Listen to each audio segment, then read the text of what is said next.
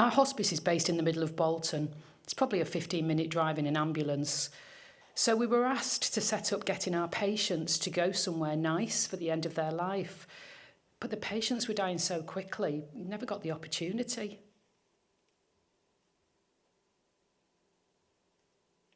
We've lost countless numbers of staff. They were just burnt out completely and left. And then we've had almost 50% of our nursing staff leave ICU. You know, they'd want to help people, and it's soul-destroying when you can't. And because it's a virus, normally with pneumonias and so on, you can give some antibiotics. They get better quite quickly. With COVID, they just didn't. But they didn't die quickly either. They died slowly, which was really awful. So you'd have people, young people, who were on the unit for like 3 weeks, and then they'd die anyway. I know that at one point during the height of it all, I remember breaking down at home and saying, I wish I wasn't a nurse. That's not me, because I wanted to be a nurse since I was born. That's part of who I am. One of my jobs was to report all the deaths. So, you know, when you watched on the news how many deaths had happened in the trust, that was our responsibility. So anyone who died of COVID, we had to report that person. And the frightening thing for me was we were doing it sometimes 30 a day, sometimes 20 a day. And you couldn't predict which ones were going to be survivors and which ones were not going to survive. You just couldn't predict it. They'd just reach a point where their heart couldn't take the lack of oxygen anymore, and then they'd die. And it was awful. And the frightening thing for me was that a lot of people were coming in and there was nothing wrong with them apart from COVID. We had a lot of young people that were dying that had literally no comorbidities at all. And that was frightening when you look at yourself and your family, you know, because you think, how's it picking people? How's this happening? A lot of the way we deal with the trauma on ICU, because there's a fair amount of death, normally we save the majority of people we look after. So the mortality rate for critical care is about 30%. It was completely reversed in COVID. So in that first wave, 30% survived, 70% died. So it totally felt wrong. It just felt like we weren't doing well enough. One of our accompanists from one of the choirs I sang in actually died. Not of COVID, but he died during COVID. And his funeral was in a cemetery in Bolton. It's right in the centre of Bolton, but it's overlooking some hills. It's really nice. And so it was all outside, and we all stood at a distance. And there was this violinist that he's always accompanied for. And he came and he played in the middle of the cemetery. Can you imagine? I can't remember what they played, but it was just so beautiful. And I'm thinking, those are the little moments that you cling on to, aren't they?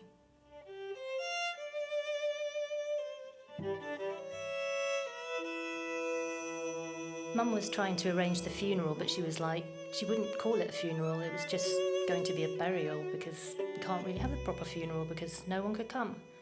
And Dad had already planned all of this because he knew that he was approaching the end of his life, so he's not a religious man, so he picked a lovely natural burial ground, a wicker coffin, and we drove down to Shropshire, my husband and the kids, all wearing crazy bright t-shirts and things. And then we got into Shropshire and we were pulled over by the police to check what we were doing and why we were breaking the lockdown rules. But then as soon as we explained, they blocked the road, let us turn around, apologised profusely. Honestly, it's fine, you're just doing your job, it's fine. So we got there and it was just really sad. Because it was the four of us on one side and then socially distanced with my mum and my sister on the other. And there was just no ceremony to it. He had his favourite song playing and that was it. And we sat at opposite ends of the garden, so we had sandwiches at opposite ends of the garden. And that was it.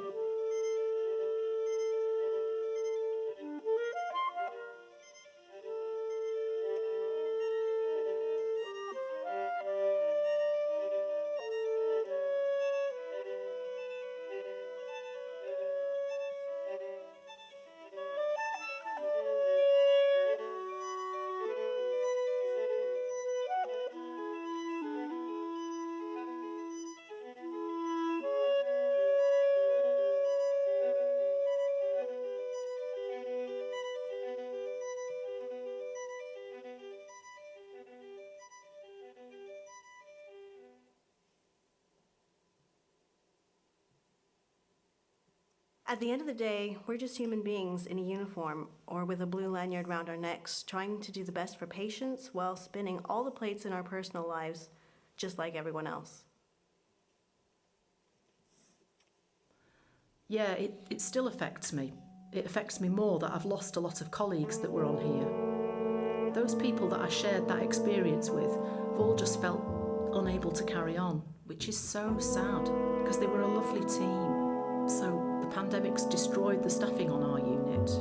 We've got lots of new nurses, but it's not quite the same. I do think that for those nurses that have left critical care, they never got the opportunity to see that ICU could be how they remembered it, and that we could be back to the position in which we save more than we lose. I think post-COVID, COVID itself isn't such an issue for us, but we've just lost so many staff members that, now we can't cope for different reasons. And there's no resources or recognition for that, and little sympathy.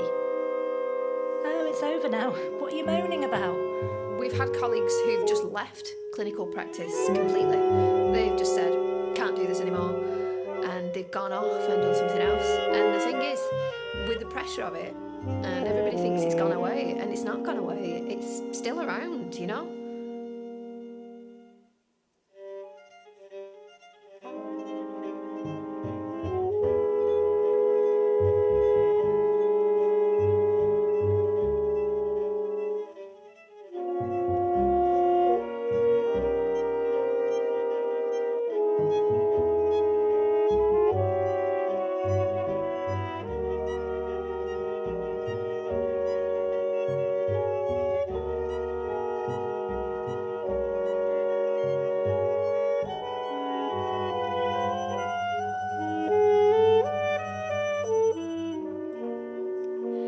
Everyone perceives things differently, experiences things differently, and even as an NHS collective, we'll all carry those experiences very differently as well.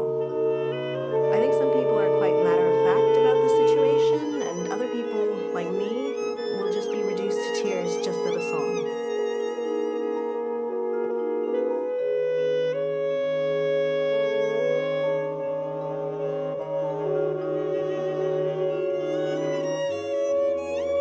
I almost didn't come back, did I?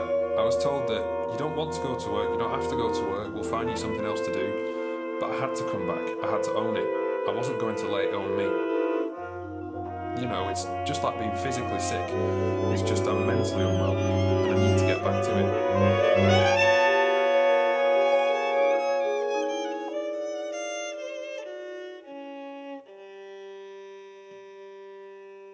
And I did get back.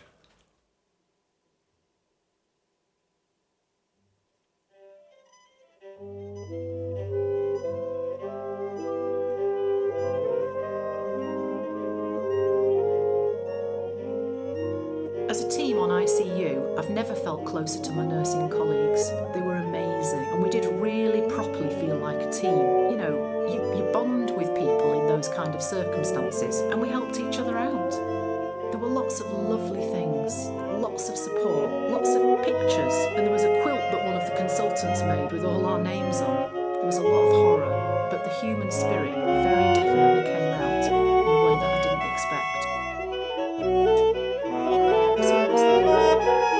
And it always has been the people here at Bolton. It's like no other place I've ever worked, this hospital. It's really strange. The sad thing is that we've had some quite high turnover of staff since, and it's a shame because we miss those people. It's had this huge long-lasting impact, and it's changed some people's careers and sent them down a very different path. But that I'm very, very lucky to have worked here and worked with some fabulous people.